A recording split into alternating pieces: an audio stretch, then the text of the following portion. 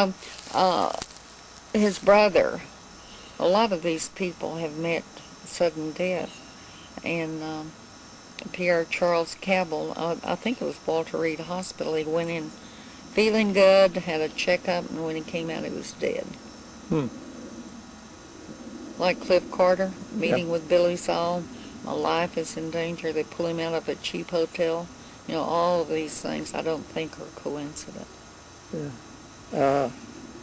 Oriel Thornton. Who was Oriel Thornton? He was a colorful guy. He was a banker, Mercantile Bank in Dallas, and he was one of H.L. Hunt's kingpins, you might say. He made, politically, he was, you know, involved. But again, all of Washington, I know on my first job I bounced into Fred Florence, who was the president of Republic, and Harry Truman was in there. But at that time I was so young, it did not impress me to meet the Vice President of the United States. It wasn't that important to me. But they, for some reason, they all hobnobbed with each other. What was Oriel Thornton's political involvement in Dallas? He was a big Democrat, and he and Lyndon were very close. Was he mayor at one time? He was mayor. Okay, before Cabell? Yeah, he was mayor before. And you said that Oriel Sheffield was there. Who was Oriel Sheffield? I really didn't know Sheffield other than I would meet him, you know, from a social standpoint. I really didn't know him like I did the others. But he was there at the meeting? Yes. Okay. See, they had, let's see, Louis Oyster Bar. Let's see, it was Pacific, and these streets come together, and it was kind of a hole in the wall, and you'd see all these great white fathers going into Louis Oyster Bar. It was kind of off limits to the females, but they would meet there and, you know, do their thing. Okay. Yeah. Okay. But when we'd see them do these things, it was, you know, different. It was totally different. You just were not supposed to talk about it. That's right. Okay. Another person that you say was at the meeting is a fellow named John Connally. Oh, John Connally. What do you know about John Connally? Well, John Connally and my in-laws were related.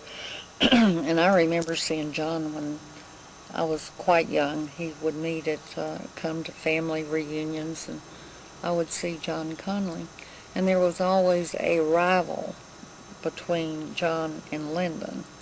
I do not know what really happened in the political field, but John Connally, I know the Democrats went to grooming him to be president, and he tripped up. He crossed someone, and then when John Connally went in Democrats for Nixon, there was a big breach at that time.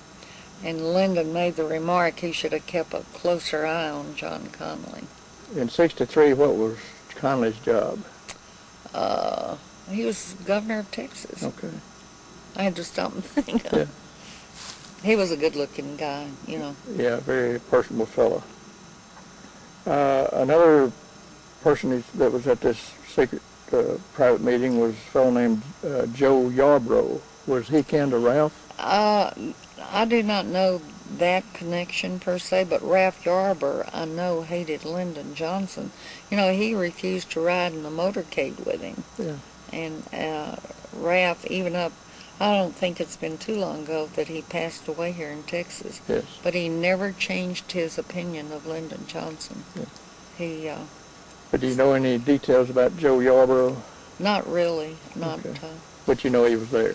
It was like Sheffield. I had seen them, but you know, I didn't really know basically. Was he the one from El Paso? Joe Sheffield. Yeah, No, Joe Yarbrough. Yeah, from El Paso. Okay. Another prominent person that was there that you mentioned earlier was W.O. Bankston. What do you know about W.O.? Oh, no, W.O. real well. W.O. was colorful. He ended up, of course, one of the big automobile dealers.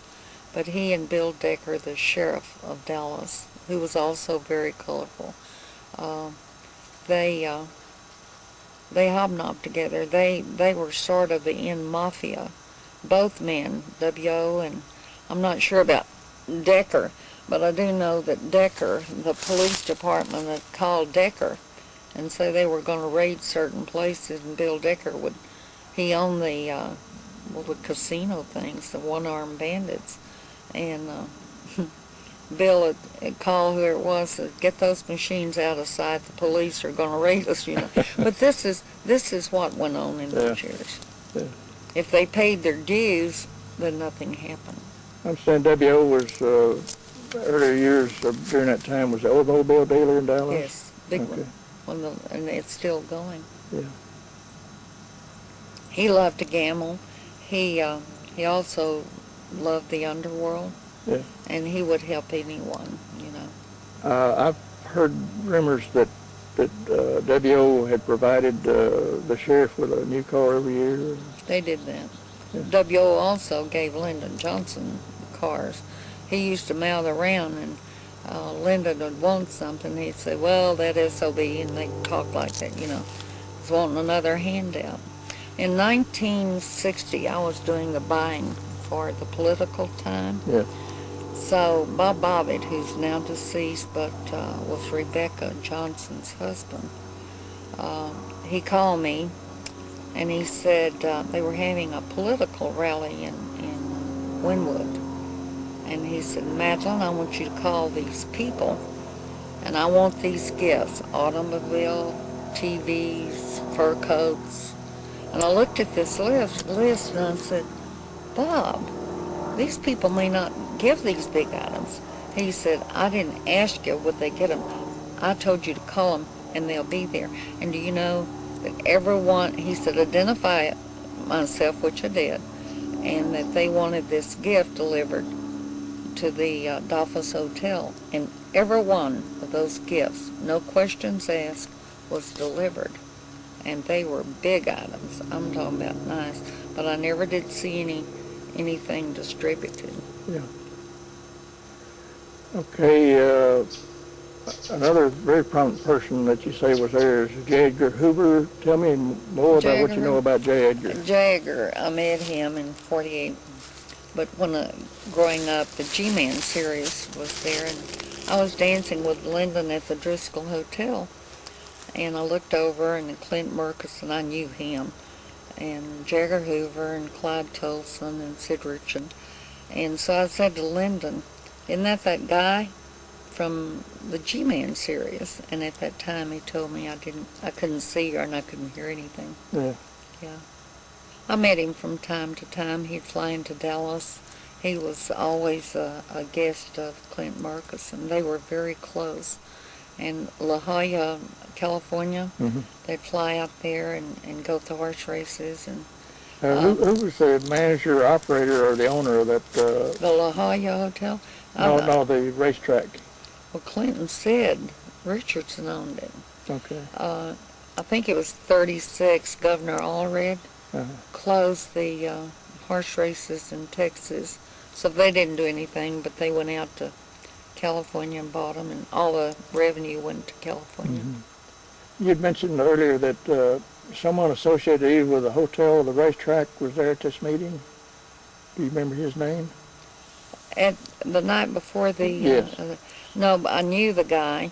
I can't think of his name right now. But I went up to Portland, Maine to meet him.